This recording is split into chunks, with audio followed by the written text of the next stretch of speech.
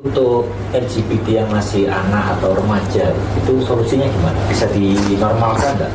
Itu hasilnya bisa diidentifikasi. Ketika biasanya anak kecil normal, itu butuh garam itu dikit kan. Terus mereka kalau es krim itu seneng banget. Tapi kalau ada benih-benih LGBT, mereka butuh garam dikit itu nggak kerasa. Itu berarti ada benih-benihnya.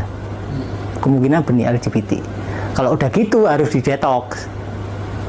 Kalau masih kecil ya puasa aja. Jadi ketika ingin mendapatkan banyak uang berarti ini emosi apa yang lewat? Apakah dengan membiarkannya kita bisa berkelimpahan? Nah gini, jadi setiap pemikiran itu pasti ada sponsornya. Kenapa kok pemikiran itu muncul? Kalau kita nggak ada sponsor, kita kosong, pemikiran itu munculnya acak. Tapi kalau kita ada sponsor, pemikiran kita itu tetap, ya itu aja yang muncul. Pingin kaya, pingin kaya, pingin kaya, pingin kaya, berarti kan ada sponsornya, di mana itu adalah pendaman rasa kekurangan.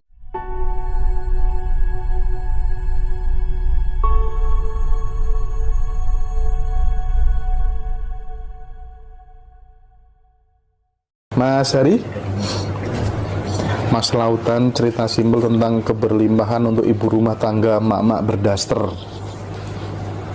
Tips untuk ibu-ibu rumah tangga, mak-mak berdaster biar hidupnya penuh keberlimpahan bagaimana, Mas? Kalau kita masih teridentifikasi dengan identitas ibu-ibu, identitas mak-mak berdaster ya nggak melimpah.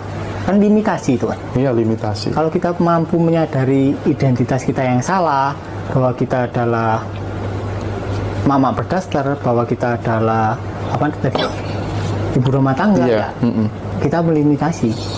Waduh. Bahkan ketika kita telusuri ya kita bukan pria dan kita bukan wanita kan, nggak ada kelamin kan. Iya. Kelamin hanya untuk tubuh, tapi kita tidak berkelamin. Oh iya Mas, ini hubungan ada Pak Heru ya. Tadi kan aku ngobrol lama gitu ya. Selama ini kan banyak teman-teman itu yang dia karena pengen kaya itu kan melakukan afirmasi gitu kan, ngoyak lah ibaratnya, ngetrek gitu ya. Nah Pak Heru itu tanpa teori itu. Dia itu pokoknya nggak tegaan sama orang, kasih nggak perhitungan, soal duit nggak perhitungan. Pokoknya dari dulu meskipun belum jadi orang kaya seperti saat ini, SPPU-nya yang banyak gitu, itu dia pokoknya gampang ngasih orang gitu. Berarti kan dari dulu dia sudah sadar dirinya di posisi lautan atau gimana kira-kira Mas? Jadi gini, being-nya itu bisa jadi dalam satu sisi sudah being, dalam sisi lain itu belum. Oke. Jadi misal ada orang kaya tapi dalam percintaan itu belum being, jadi dia mencari cinta. Ya sama, misal karena tiap orang itu pasti pendamannya beda-beda, makanya kasusnya beda-beda. Artinya setiap pendaman, apapun pendamannya itu ingin tenggelam. Kalau kita biarkan ya tenggelam, kalau kita nggak biarkan ya nggak tenggelam. Artinya ketika kita sudah di being atau kita sudah merasa kaya, dari situ kan tingkah laku kan muncul. Dari being muncullah pikiran, muncul perasaan, muncul doing. Dari doing muncul peristiwa. Tapi kalau kita ada samskara kekurangan, kita merasa kurang lah, di dalam kita merasa kurang. Terus kita dengerin motivator, kamu afirmasi aja gitu. Terus kamu gini. Tapi kekurangannya ini belum disadari. Konflik kan akhirnya. Ini samskara kita tanami afirmasi positif. Samskaranya ini terjadi selama 24 jam. Kita tanaminya 1 jam. Kira-kira menang mana? Ya menang yang 24 jam. Artinya samskara ini harus disadari terlebih dahulu. Diterima, dibiarkan, atau let it be. Oke. Nah, Mas Riko kan percaya bahwa Tuhan itu fix, tidak ada. Yang ada adalah ketuhanan. Aku nggak percaya sih. Nggak percaya? Aku nggak percaya dan tidak nggak percaya. Percaya dan tidak nggak percaya. Aku nggak percaya dan nggak tidak percaya. Bingung deh. Apa itu Mas? Kepercayaan itu kan sebatas di kepala kan. Oke. Kita memutuskan percaya, kita memutuskan tidak percaya. Sekarang tak tanya, orang ateis dan teis itu sama nggak? teis dan ateis. Secara terminologi jelas beda. Yang teis dia masih percaya bahwa segala sesuatu itu ada yang mencipta. Yang ateis dia segala sesuatu terjadi dengan sendirinya, nggak ada sosok Tuhan segala macam, itu nggak ada. Itu gimana tuh? Nah, dua-duanya itu masih percaya. Dua-duanya masih percaya. Satu percaya ada Tuhan, satunya percaya nggak ada Tuhan. Oke. Kan sebatas konsep di kepala kan. Oke. Kalau konsep itu dibiarkan tenggelam, selesai. Itu masih Tuhan konsep. Itu masih Tuhan konsep. Masih nggak konsep. Itu ada yang sejati ya. Dia belum mengalami Tuhan itu sendiri. Dia belum mengalami kan, karena masih konsep kan. Gimana? Aku mengalami Tuhan. Enggak, ketika kemudian itu masih sebatas Tuhan konsep, berarti kan dia belum mengalami ketuhanan itu sendiri. Nah, sekarang pertanyaan tak balik, yang mengalami ketuhanan siapa? Ya, ketuhanan itu sendiri. Nah, berarti sampai ada nggak sih? Nggak ada. Ilusi semua berarti ya, Mas? Ilusi. Oke. Jadi mutasi past life itu ilusi Om ya. Kalau di permukaan benar. Kalau di permukaan benar itu maksudnya gimana? Di permukaan benar. Ya secara kalau kita yakin jiwa itu ada, ya beneran ada. Tapi ketika kita mau menyelami lebih dalam, mau membiarkan jiwa ini tenggelam, ya udah nggak ada kan. Artinya kita perlu masuk lebih dalam, nggak sebatas jiwa saja. Kalau jiwa kan asumsinya ada sesuatu di dalam diriku kan. Terus ada sesuatu di dalam dirinya Mas Hendra. Kita beda. Ketika kita merasa berbeda satu sama lain, si Riko ini akan merasa terancam oleh Mas Hendra. Bener nggak? Otomatis. Dan itu secara sistem saraf berbeda. Seperti itu. Karena kita merasa berbeda. Nah, pada dasarnya ketika kita benar-benar mengalami, oh ini aku gitu. Akunya nggak ada aslinya. Nggak terpisah. Ya memang relasinya tidak terpisah. Ketika Mas Hendra sadar, Mas Hendranya nggak ada. Makanya bukan apa ya, pencerahan itu bukan pencapaian, karena nggak ada yang tercerahkan. Karena Mas Hendra yang tercerahkan itu nggak ada. Biasanya tipuan terakhir itu adalah ketika kita meditasi, pikiran udah hening, tiba-tiba muncul, oh aku tercerahkan. Nah itu kalau dibiarin tenggelam bisa benar-benar ada pencerahan. Tapi kalau kita ngandel ke situ ya sudah. Iya. Nah ini ada yang tanya, namanya Mbak Ayu, letting in itu bisa diterapin untuk mencapai impian atau cita-cita enggak Mas gitu katanya? Nah, cita-cita, bentar, cita-cita, apa yang dimaksud cita-cita? Itu dulu deh. Itu sebuah pencapaian yang kita idealkan. Pencapaian berarti di masa depan. Iya, ya belum terjadi lah. Nah sekarang tak tanya, apakah itu benar-benar belum terjadi atau sudah?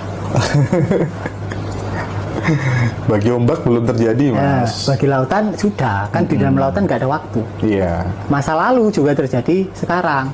Makanya namanya ketuhanan itu adalah alfa dan omega. Nggak berakhir dan juga tidak ada awalnya. Tidak berawal. Jadi nggak ada waktu. Ya. Jadi kalau kita benar-benar ada di lautan ya semuanya sudah terjadi. Jadi nggak ada cita-cita. Ya udah, ya kalau cita-citanya kaya, sama nggak kaya-kaya.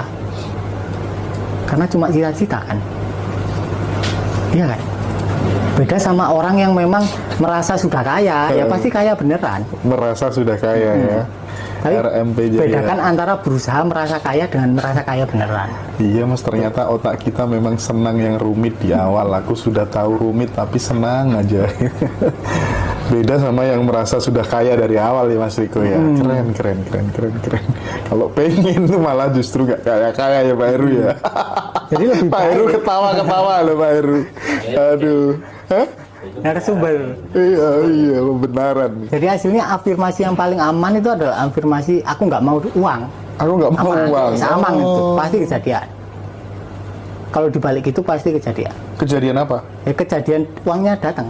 Loh, padahal dibalik. Padahal dibalik. Logikanya bagaimana? Coba sekarang Mas Hendra afirmasi aku mau uang. Coba. Aku mau uang. Nggak enak kan? Aku mau uang, enak sih. Aku mau uang.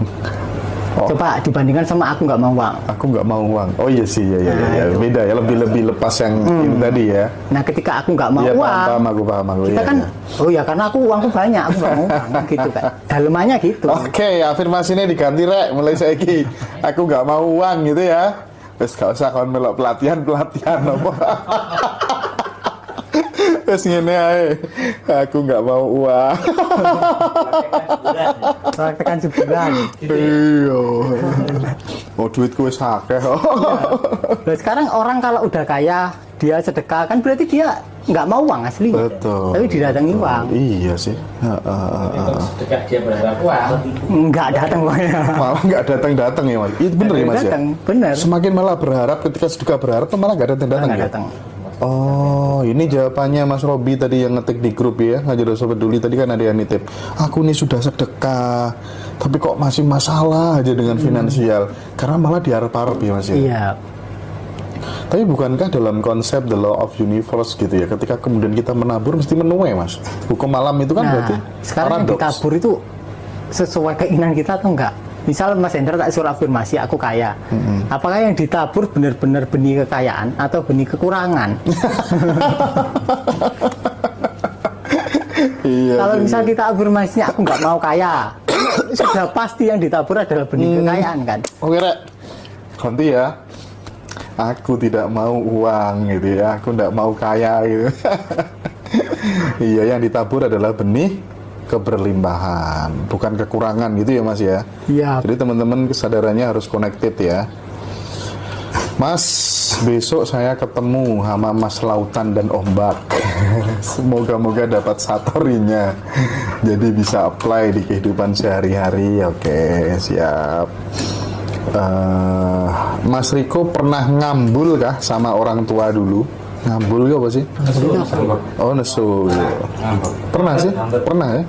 Ngambek ya pernah lah. Mas Riko yang belara ibu loro mati ya wes bu ngono kok. Tapi justru Ben mati. Tapi dia sembuh. Malah sembuh ya Mas ya. Sembuh. Itu ya. Iya. Tapi Mas Riko pernah nggak sih sampai dendam sama orang, paling dijadikan panutan guru atau orang tua gitu? Ini dia tanya gitu. Dendam ke sapi? Dendam ke seseorang gitu. Pernah nggak sih dulu? Enggak sih. Oh enggak ya? Intinya dendam itu adalah ketika kita menolak kemarahan kita. Tapi kalau kemarahannya dibiarkan terasa di dada, di perut ya udah, kan selesai. Kayak misalnya sekarang tak tanya, ada orang balita dendam nggak? Nggak ada kan? Iya iya. Ya, dia habis tonjok-tonjokan 5 menit dia rangkulan. Kalau kita biarkan emosi kita apa adanya ya kita akan jadi seperti itu. Makanya di kitab-kitab istilahnya adalah kelahiran kedua, Iya. balik ke anak kecil. Oke ya, afirmasi teman-teman ya. Gak butuh duitku koyo laraan neng omah ngono ya. Tapi aku dulu pernah digituin sama Mbah Sumatari namanya. Itu orang tua yang pertama kali aku rekam sih. Aku rasa bingung-bingung golek duit itu sok ben koyo laraan. Oke. Mas Hari, monggo. Closing nanti sekalian. Loh, ini masih banyak ini. Sini aja. Oh iya, Kok ngopi kan? sini loh, ini masih banyak. Tinggal geser aja kan. Tanpa pintu. Oke.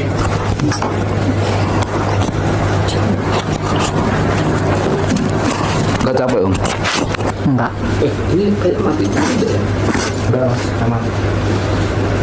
Ini Om, kemarin tuh ada yang tanya ke aku habis nonton video yang ngaji Roso awal-awal. Mas itu kan punya pengalaman dulu itu sama neneknya pernah disuruh ke kuburan ya jam 8 malam sampai jam 4 pagi. Nah kemarin tuh yang tanya gini, Mas, misalnya aku juga punya anak kayak gitu, terus tak suruh ke kuburan, itu gimana? Adalah anaknya jelas belum siap secara secara mental maupun batinnya juga gitu loh. Cuman sekedar niru tanpa tahu maksud dan tujuannya. pengennya nanti jadi kayak Mas Riko. Gimana tanggapannya? Ya lebih baik orang tuanya mengamati keinginannya, enggak harus meniru, ya kan? Karena masing-masing orang benihnya beda-beda. Misal kalau anaknya ibu itu adalah benihnya mawar, terus dipaksa sama Riko yang bunganya melati, ya akhirnya benihnya nggak tumbuh, jadinya melati plastik, bahaya, ya kan? Iya. Bahaya. Mawar tetap jadi mawar. Mawar harus tetap jadi mawar, tanpa berusaha menjadi mawar. Lebih baik jangan niru sih. Orang tuanya ini harus menyadari keinginannya. Itu kan hasilnya keinginan egois orang tuanya, iya kan? Iya. Balik lagi ke yang tadi ya, nyambung dari yang ditanyakan Mas Indra. Ya, yang disampaikan Mas Riko tadi berarti apa ada di tanpa pintu? Yang mana? Yang tentang keberlimpahan tadi, yang tidak, kalau mau uang ya afirmasinya aku tidak tidak mau uang. Ada. Kayaknya ada, lupa aku. Terus ada. Bagaimana cara kerja semesta mewujudkan setiap keinginan-keinginan kita? Nggak ada yang diwujudkan, udah terjadi semua. Geser aja ya, scroll aja Mas. Banyak kok yang 3 pertanyaan selesai nggak apa-apa. Apa pandangan Mas Riko tentang LGBT? Pernah dibahas juga?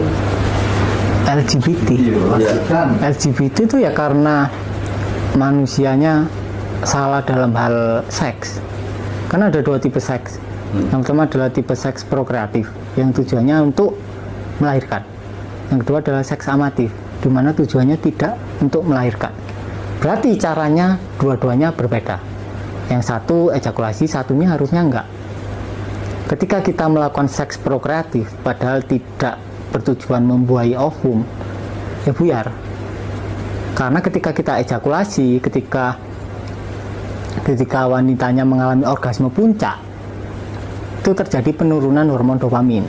Ketika dopaminnya turun, kita nge-seks terus, ejakulasi turun. Lama-lama kita akan membutuhkan rangsangan yang lebih kuat. Awal-awal kita akan bermain kasar dengan pasangan resmi kita. Pelan-pelan mulai terjadi fenomena rumput tetangga lebih hijau. Kalau ada kans pasti selingkuh. Kalau nggak ada kans, kalian pasti nonton video porno. Ketika itu semua sudah terlewati, video porno udah nggak bisa ngehandle, artinya kan video porno kan nggak bisa dilihat satu film 2 kali, ya kan? Iya. Karena sensasinya udah hilang, dopaminnya udah nggak bisa naik seperti kita waktu lihat pertama. Kita butuh film lagi. Nah lama-lama yang awalnya filmnya biasa, kita butuh film yang lebih keras, butuh yang iket-iketan, terus butuh pemerkosaan. Lama-lama kita butuh film yang LGBT. Akhirnya ketika bokep nggak bisa, entah nanti keturunan kita, entah nanti diri kita sendiri jadi LGBT. Karena adaptasi dari ekspresi gen itu bisa diturunkan melalui epigenetis ke keturunan. Untuk LGBT yang masih anak atau remaja, itu solusinya gimana? Bisa dinormalkan nggak? Ya bisa sih. Benih-benih gitu. Baru Ya kan benih-benih. banyak tuh remaja usia 20-30 tahun belum. Kalau tadi kan karena sudah sering ejakulasi kan, berarti kan sudah punya pasangan kan. Nah, sekarang kan banyak masih remaja itu tidak ada ketertarikan sama lawan jenis gitu. Itu hasilnya bisa diidentifikasi. Ketika biasanya anak kecil normal itu butuh garam itu dikit kan. Terus mereka kalau es krim itu seneng banget. Tapi kalau ada benih-benih LGBT, mereka butuh garam dikit itu nggak kerasa. Itu berarti ada benih-benihnya. Kemungkinan benih LGBT. Kalau udah gitu harus didetoks. Kalau masih kecil ya puasa aja. Jadi dari garam, pola makan garam itu Kelihatan. Kenapa kok kita butuh garam yang banyak? Ya karena dopamin kita reseptornya sudah rusak. jadi bisa aja gula gitu ya, walaupun Bisa, berat, bisa aja. bisa aja semua. Oh, sesuatu yang berlebihan itu perlu kita detox lah. Perlu kita detox. Kalau masih kecil ya puasa. Karena orang anak kecil kan nggak berhubungan seksual kan. Iya. Tapi kalau orang udah dewasa wajib seks amati. Percuma dia puasa. Dia puasa terus besoknya ejakulasi yang balik lagi kan. Puasanya yang itu, yang 3 hari itu ya. Aman 3 hari. 3 hari. Kalau minum Aja, nggak boleh dulu makan. ya, putih ya. Merokok Nggak boleh. Minum doang.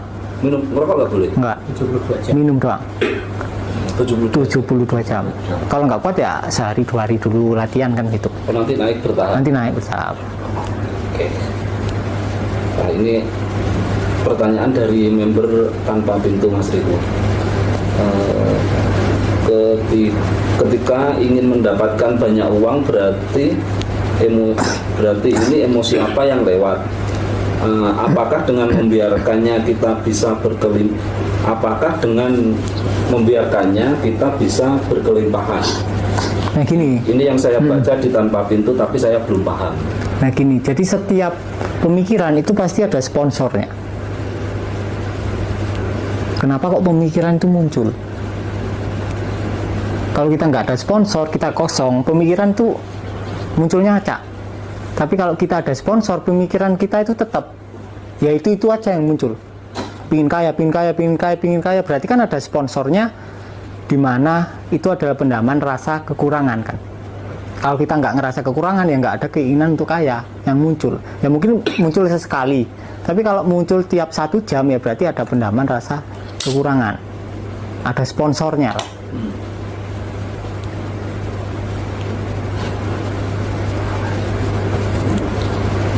Dan ya tadi dilettingin ya. Yang mana? Ya itu ketika apa perlu dicari itu sponsornya. Ketika kita menyadari pikirannya, biasanya sponsornya keluar sendiri. Iya. Biasanya. Pasti keluar sih. Om Sugeng ini kan pengen Fortuner gitu. Ada sponsor apa ya? Nah, kenapa kok ingin Fortuner gitu kan? Kenapa kok nggak mobil lain? Ya kan pasti ada alasannya kan? Pasti ada alasannya. Pasti berkaitan sih. Bisa jadi alasannya bukan tentang mobil itu ya. Bisa jadi agar lebih dekat dengan keluarganya, karena mobil Fortuner gede, bisa ngajak sekeluarga kan gitu bisa. Pasti ada sponsornya. Terus sponsornya di Lighting in. Nah, bisa jadi juga sponsornya itu menghambat. Walaupun sponsornya itu sesuatu yang positif ya. Intinya bisa jadi rem, bisa jadi gas. Misal Om Hari pingin mobilnya apa sih? Aku ngerti Avanza tok. Iya. Fortuner ya, Fortuner. Bensinnya mahal tadi. Itu sponsor ya. Bensin mahal itu juga. Bensin mahal menghambat. Kayak dia pingin Fortuner tapi di pikiran satu sisi bensin mahal gitu. Akhirnya kan satu sisi pikirannya geret ke sana, pikiran lain geret ke sana, nggak kemana-mana. Nah itu harus disadari sponsor positif dan sponsor negatifnya. Itu nanti solusinya di tanpa pintu ada. Ada nggak? Ada. Lupa kok. Sama yang itu apa? Law of LOC dimensi 3 dan 5 itu maksudnya bagaimana? Itu hanya bisa dipraktekkan kalau kalian sudah Ada katarsis. katarsis. Kalau kalian belum katarsis ya susah.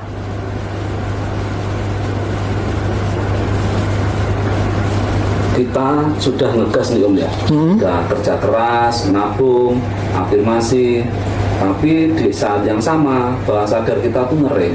Nah, maka tanpa sadar kan rezeki ini juga jalan di tempat ya, naik sebentar turun lagi, terus ada aja uang yang keluar, dan pola ini selalu terulang gitu loh. Nah, dengan metode letting in yang melepas frame rezeki ini, apakah bisa dipraktekkan? Dan Bisa, gampang praktekannya. Favoritnya Om Joko teknik itu, lepas rem dan gas. Jadi baru ya buat teman-teman yang saat ini menyaksikan metode ini baru ada di kelas ya, Tanpa di pintu. kelas tanpa pintu ya. Ada. Nah, nanti buat teman-teman yang mau join, yang mau join bisa cek di deskripsi Ngaji Roso atau saya pernah lihat di community juga sudah diposting sama Mas Indra.